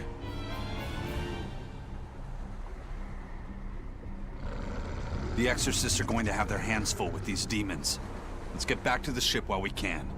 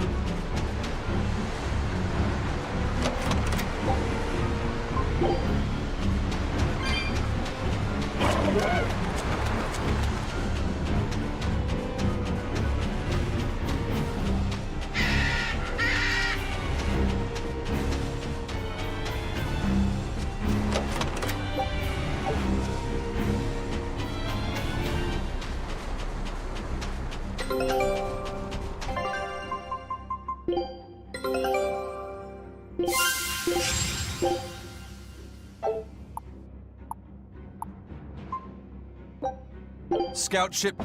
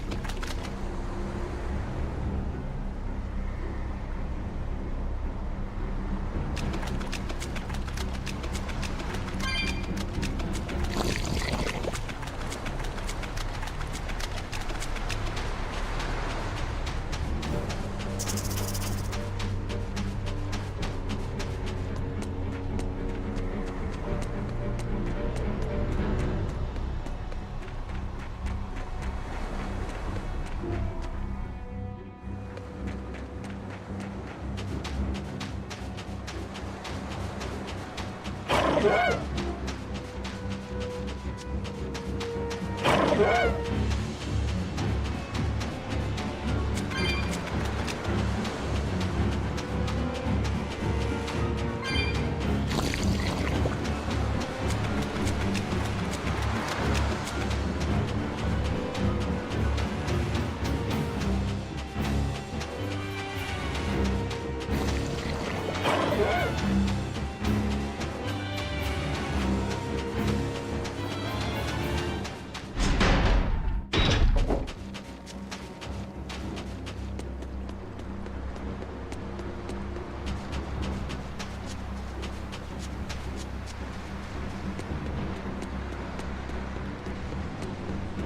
on, you there! Come on, take a look!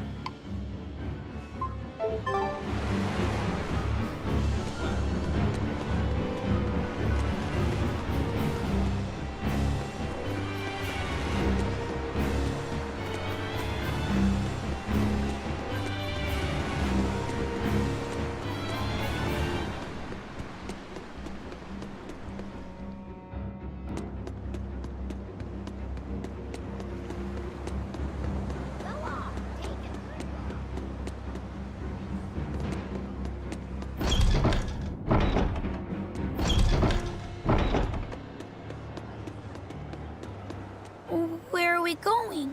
Where's my mom? Kamoana, your mother is still far away. Then I need to wait for her at home. Let's go back to Haria. Scary demons are running through the village. It's too dangerous there now. But I want to see my mom. Your mom would be sad if you got hurt by a demon.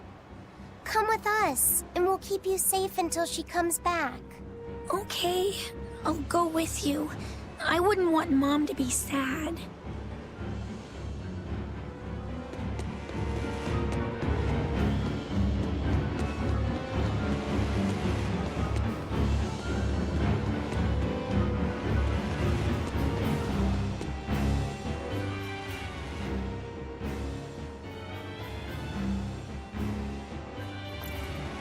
All right.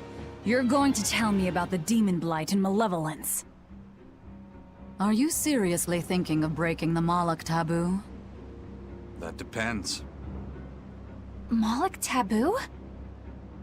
This is about more than just the demons. You could say it's the truth behind how this world really works.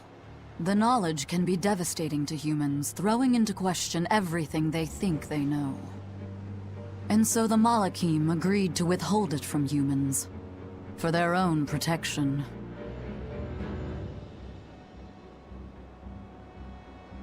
Do you still want to know? It's not like I'm a human anymore. I can't keep lying to myself. I can't go on unless I know the truth. You asked for it.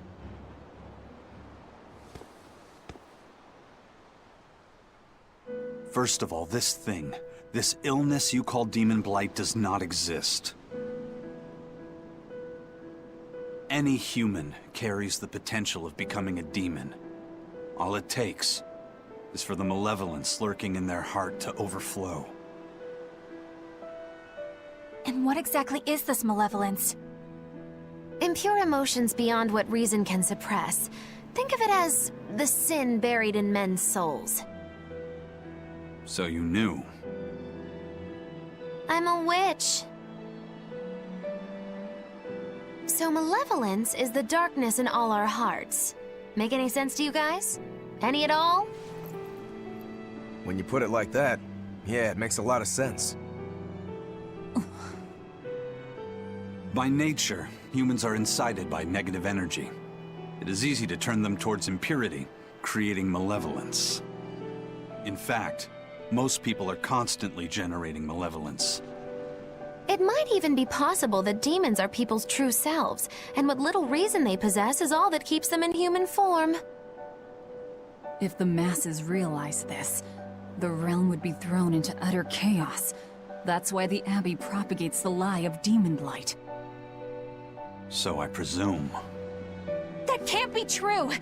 You know yourselves there weren't any demons before the opening! It used to be that humans couldn't see demons, or Malachim. Not unless they possessed a unique spiritual talent we call resonance.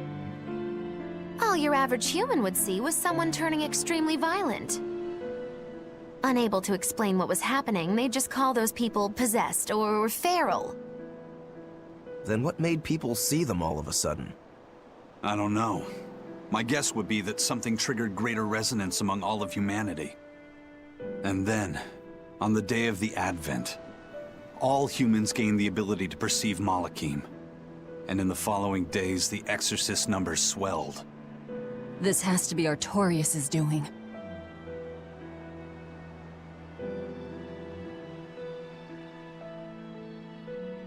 But if there's no sickness, why would an entire village turn into demons at the same time? 8-headed is the lord of the land, with 7 mouths to devour malevolence. Humans produce malevolence, which Therians consume and transmit to Innominat. But when we removed Kamawana from the Earth Pulse point... Clever boy. That's right. With no Therian to absorb their malevolence, the villagers could no longer contain it. So you're saying it's all my fault?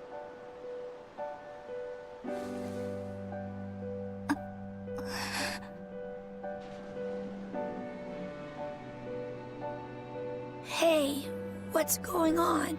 You all look so sad. It's scaring me. On the other hand, at least now we know we can trust the contents of that ancient book. We tear the Therians away from their Earth Pulse points. Innominat's power will wane, and will prevent this awakening. But if we take away the Therians, then more and more humans will turn into demons. It's the only way to kill Artorias. Ooh, the knives come out. So even the truth won't stop you. Very well.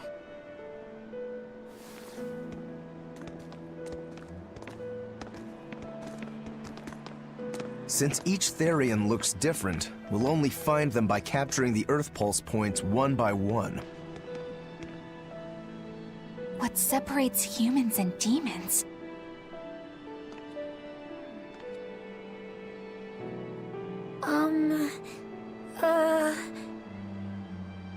That's Eleanor.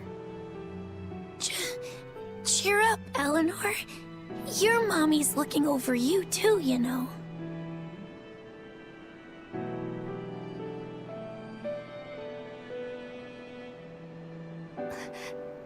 Yeah, so she is. Thank you. Come, Alana. Grimoire, I want you to tell me more about what you said earlier. About malevolence? I told you, the subject is taboo. I understand that human emotions create a poison called malevolence that turns people into demons. Is there no way to stop malevolence from being created? As long as humans remain human, no. Malevolence is born of emotion, you see. But your kind must have found a way around it. Malakim experience emotions too. But Malakim do not produce malevolence, unlike humans. That's a lie. I've watched a Malak turn into a demon. That only happens when we are exposed to too much external malevolence. True. The island was full of prisoners and demons. And Melchior hit that Malak with something that turned it into a wyvern. Was it malevolence? To Malakim, malevolence is a powerful toxin. We seek those of purity to serve as vessels to protect us from it. It is not a perfect solution, however. If the vessel is corrupted, the Malak is as well. That is correct. So if Eleanor turns into a demon, then Laphicet... That must be what Eisen meant when he said he'd hate to see Laphicet's vessel broken. A small crack in one's soul is often all it takes to break a person apart. So try not to pick on our squeaky clean exorcist too much, Thanks for the warning.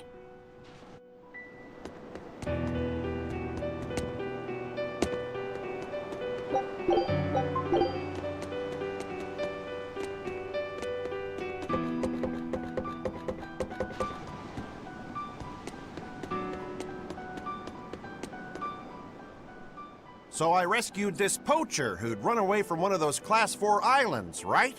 She mentioned something about being hired by some chef to go hunt a rare wolf on the island. But she didn't see a single blasted critter on that island. Then why did she run away? Even though she never saw nothing. When she got back to her boat, she got out of there as quick as she could. Sounds like whatever's there is as... Sounds like. If you plan on going.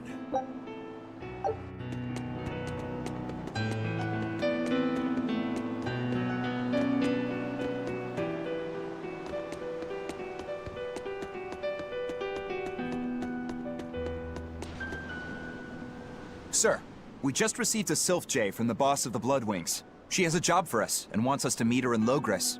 How should we respond? Let's do it. Besides, we need to see if that demon in the villa was actually a Therian. Good point. And the Bloodwings might know something about the other Therians, too. We're heading for Logres. Prepare to set sail. Ready anytime!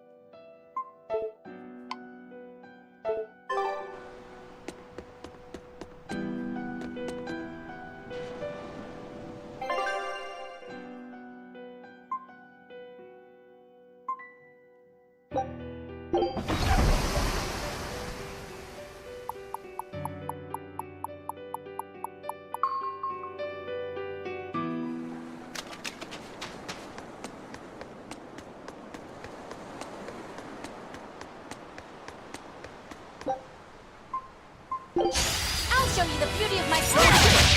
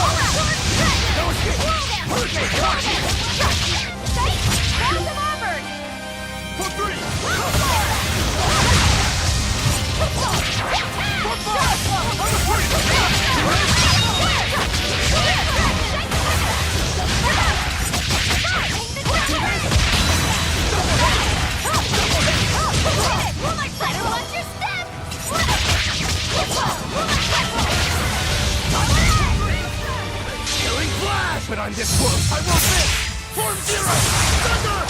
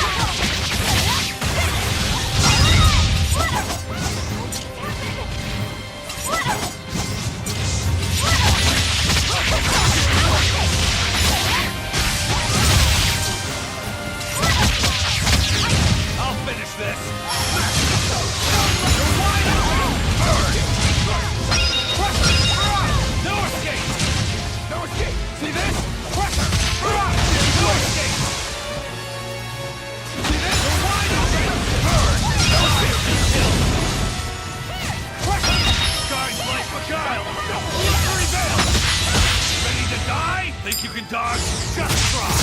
Perfect mayhem!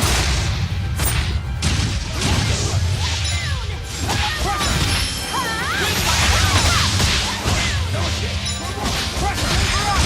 escape! Wings are wide open!